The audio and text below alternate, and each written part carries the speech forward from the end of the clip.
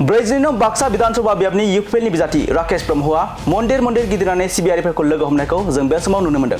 बिथाङा बे हाबाफारियाव बाहागो लानानै बाक्सा बियाबाव रायजो राजाफोरा इउपिएल दोलोखौनो भट होनो थाखाय सायख'दों होनना खौरांगिरिनि सिगाङाव बुंथियो। बिथाङा बीपीएफ दोलोनि हेंथायै माखासे बेरफ्रुनाय बाथ्रा बुंथिनायखौबो जों बे समाव नुनो मोन्दों। बिथाङा बुंथिदों दि बाक्सा बियाबाव बीपीएफ सरकारा जेबो जौगाथायनि खामानि मावाखै। बीपीएफ दोलोआ अरुणोदयखौ दाननानै निखावरिफोरनि उदैयाव जोख्रुबनानै होबाय। थाइसे थाइनै संख्रि फानलु मोननाय निखावरिफोरनि रांखौ बीपीएफआ सेख'नानै गावबा गावनि सायख'नाय नखरफोरनो आरो गावसोरनि प्राइमारि दैदेनगिरिफोरा लाजोबदों होननानै गोख्रों अजद होदों बिथां राकेश ब्रह्मआ। बेनि अनगायैबो बिथाङा बीपीएफ सरकारनि हेंथायै माखासे गोख्रों बाथ्रा बुंथिबावदों। बिथाङा बुंथिदों दि 6 दाननि उनाव बीपीएफ सरकारखौ सिफायगोन जों। हाग्रामा महिलारिया साननैसो उनाव जोबोद गिदिर हांसोनि दावदै मोनजानो थांगासिनो दं होनना बुंथिदों बिथां राकेश ब्रह्मआ। बाक्सा हिसाबै दिनैहाय गासैबो रायजो राजायानो इउपिपिएलखौनो चइस खालामदों आरो बिखेखकरि जोंनाव जि थांनाय गोलाव सम जि हाग्रामा महिलारिया बे ओनसोलाव बीपीएफ पार्टिया जेबो डेभेलपमेन्टनि खामानि मावाखैमोन।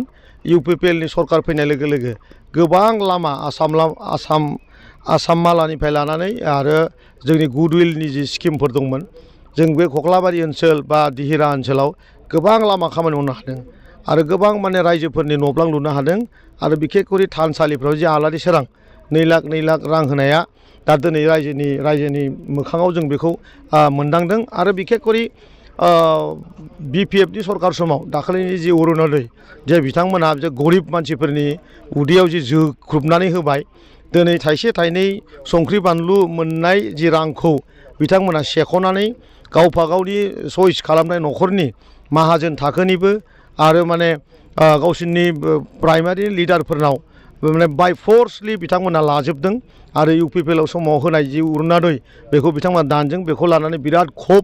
बेनिखायनो बे बाराव बाक्सा समस्तिनिफ्राय इउपिपिएलनि देरहानाया रोखा आरो बिदिनो गुबुन जायगायावबो गासैबो रायजो राजायानो प्रमद बर' बिथांनि जि खुंथाय 5 बोसोरनि सान्थि आरो सब जाथिखौनो समानै अननानै बिथांमोननि समान उन्नयनखौ दिनैनि दिनाव बिथांमोना रियेलाइज खालामदों आरो लोब मानसिफ्रा बे बाराव इउपिपिएलखौ भट होनो थाखाय आवगायबोदों। जिहेतु नोंथांनि बियाबाव एनडिए आरो हितेश बसुमतारी बिथांमोनाबो गेलेदों। मा फोरमायदों? एनडिए होननानै बेवहाय जेबो गैया। आसलते मा जादों मनेस्वर ब्रह्मआ सासे माने रायजोफोरनि खुगा ओंखारदों मा बियो जेबो खामानि मावथारा।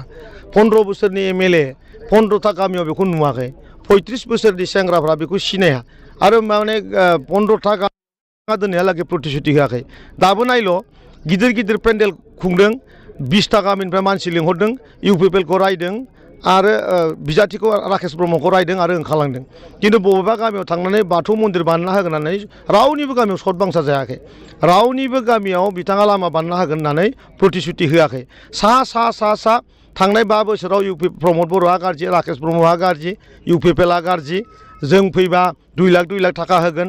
जों फैयोबा माने आइमोननो आबौमोननो 10,000 होगोन। जे नंखाय जन्थु बिसोरनि बे माने नंखाय बाखाय प्रतिश्रुति थांनाय बाराव बिटिसिआव होनाया बयबो मिथिगौ। 2 लाखआ गावसिनि दा नैबे इलेक्सन केम्पेइननि थाखायसो सोरनावबा गावसिनि प्राइमारि लिडारनाव सोना होयो आरो बेखौ लाना थांफिनो।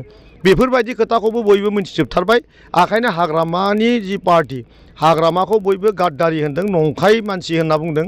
बे दिनैनि समाव बिथा गैयै सासे सुबुं, रायजोजों बेहा जेबो कानेक्सन गैया आरोखि। नैबे समाव हाग्रामा महिलारि बिथाङा बुंदों दि इउपिपिएल सोदोबखौनो आंनाव सोंनांला, इउपिपिएलआ माव दं आं मिथिया होनना मैया खौरां बिजों बुंदों। बेखौथ' आं बहुद बार बुंबाय। बे सासे माने साननो रोङि सासे सुबुं। बहुद टाइमाव बे जाला मोनला माने जकारफोर बायदि कमेडि खालामनानै खोथा बुङो। दा बे कमेडिनि खोथाखौ राकेश ब्रह्म बायदि मानसिया बुंनांगौबा बेहा एसे दामा बारायहैयो।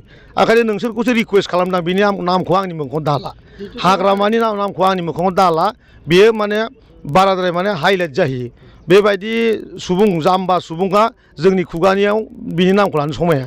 नैबे समाव सार हाग्रामा महिलारि बिथाङा बुंबाय थादों दि आरोबाव हाग्रामा महिलारि जोंनि केन्डिडेटखौ बिपिएफ बुंनाङा एनडिए बुंबाय था होननानै खौरां बिजों फोसावबाय थादों। मा बुङो सार बेयावलाय मा बेलाय मिथिगौ हाग्रामानि पार्टिया बिपिएफ नामा? बिएमपिएफ होनना बुंबाय थायाखै। बड'लेण्ड मुस्लिम पिपुल फ्रन्ट जोंहा बे एनडिए होननानै दा जाहाथे बुंबोखाबाय जों मुसलमान गैयाबानो बिपिएफ गैया। दा बेखायनो हारसाफोरनि भटखौ लानो थाखाय गुबुन जाथिनि भटखौ एनडिए होनबा जिहेतु हारसाफ्रा भट होगोन। मुसलमाननि बादै भट नांगौ नालाय बेनो। ओंखायनो बिपिएफनि नामखौ गावनो लानो गिदों।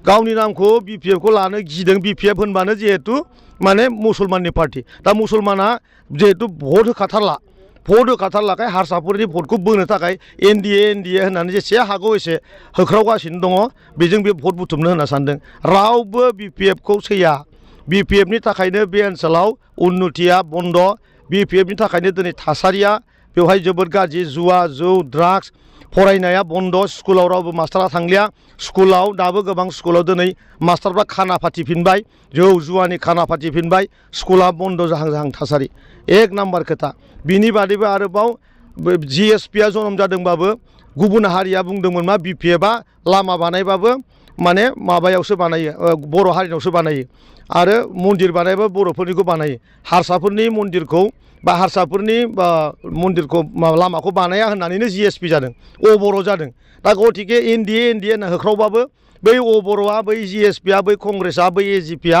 बै बिजेपिआ सासेबो मानसि हाग्रामानो भट होआखै हाग्रामाया दिनैनि दिनाव हारसिं मानसि बे बिराद गिदिर दाउदै हांसोनि दाउदैखौ बे बाराव मोनजागोन बे खोथायासो एकदम सैथो आरो समाजारि बिसोराव गोसारबाय थादों 125 बिल एमेन्डमेन्ट जुदि पास जायोबा 6 मासनि उनाव बिपिएफनि गभर्नमेन्ट बायगोन ना बे बेसेबां सैथो मा बेथ' नंखागौ ना 125 एमेन्डमेन्ट बिल जानाय लोगो लोगो बेवहाय आरोबाव इन्ट्रिम जागोन आरो 3 एमपि दङ मानो सिफाया जों मानोथो एमपिखौ जरजबस्ति फाथायहरदों बिनि थाखायनो फाथायदों जे 6 मासनि उनाव जोंनि सुक्तिकारिफ्रा इन्टिरिम खालामगोन बे फाइनेल बे जोंनि बे एनडिए बिथांमोननि जि सुक्ति जोंनि दुलाराय बर' फरायसानि सुक्तियाव बे दंखायो बे बिराद थाबनो जानो थांगासिनो दङ बिपिएफ सरकारा बायगोन नामा अब्ला सरकारानो थायाबा आरो मा बायनाय बाथ्रा बेलाय सरकारखौथ' सिफायनो नागिरदों इन्टिरिम खालामनो नागिरदों जोङो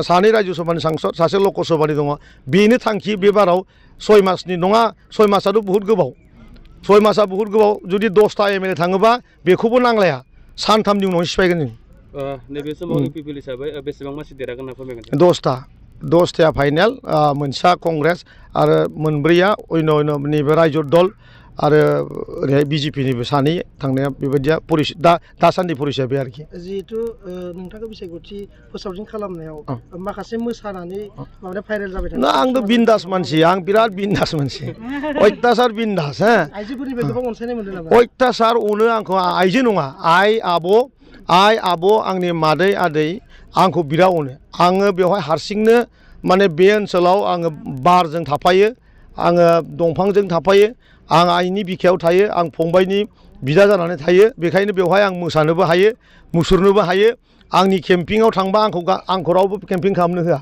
रावखौबो रायनोबो होआ जेबो बुंनोबो होआ खालि गान खननानै बैसागुआवबो खाथिखाय रंजानो लुगैयो हारसाफ्रा हारसानि गान खननो होयो बर'फ्रा बर' बैसागु रंजानो होयो बे आंनि दासान्दि केम्पिं जागासिनो दं नैबे समाव सार बुंबावदो दि दाखालि बावैसो नोंथाङा दि सल'पलटाय सासे बारि जायनि स्ल'गान खालामदों बे समाव बिथांमोना होनदों दिसपुराव दिसपुरखौ बुङाबासिनो बे सोदोबखौ मानो बुंबाय थादों दिसपुरखौ जोङो 10टा सिट लानानै जों मोनहैनानै दंखायो जों मिथिखागौ बे बाराव दिसपुरखौ जिहेथु जोंनो सलायगोन बेनिखायनो बिनि उनाव जिहेतु बिटिसिखौ सिफायनांगौ ओंखायनो बांगालफोरखौ बिथांमोननिफ्राय परिचय होनो जिहेतु बांगालफोरखौ बिराद थगायदों नालाय हानि पाट्टा होगोन होनदोंमोन नालाय दा बेखौहायनो ओंखायनो जोङो बिटिसिखौ आगोलाव सिफायग्रोनो नागिरदों बेनिफ्राय दिसपुरावथ' जोंनो थाहैखागोन बिसोर जेरावबो जायगा गैया आरोखि जिहेतु बिपिएफनिफ्राय माखासे बुंबाय थादों राकेश ब्रह्मआ बिथाङा मुस्लिमफोरनि टफि गाननायखौ राजखान्थि खालामदों बिपिएफ होनबा जाम्बा पार्टि समाव बुंनो नांला बेफोरबायदि खोथाखौ बुहुद बुंबाय सोरबा बुङोबा बे जौ लोंनानैसो बुंदों बिसोरनाव बेबायदि थाखायो बेफोरखौ दा बुंबाय थासै आरोखि नोंथाङा सासे लाइमोन दैदेनगिरि महरै लाइमोनफोरनि थाखाय मा थिदों लाइमोनफोरखौ जों गोदान मोनसे समाज बानायनानै होनो नागिरदों जौ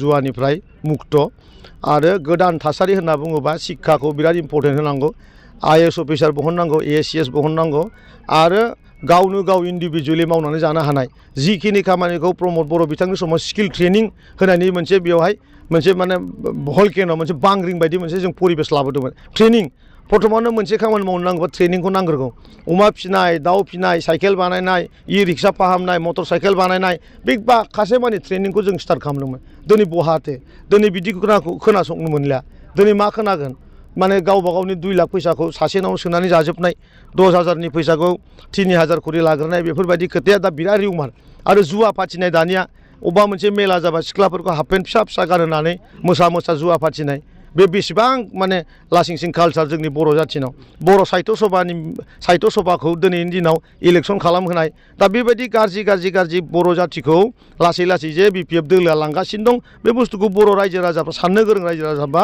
मोनथिगासिनो दं आरो साननो गोरों रायजो राजाखौ BPFआ हदाय गाफ्लेनानै दोननो नागिरो फरायसा फरायसुलिखौ BPFफ्रा सैथारा आरो गोरों थाखो आरोखि मथथे रायजो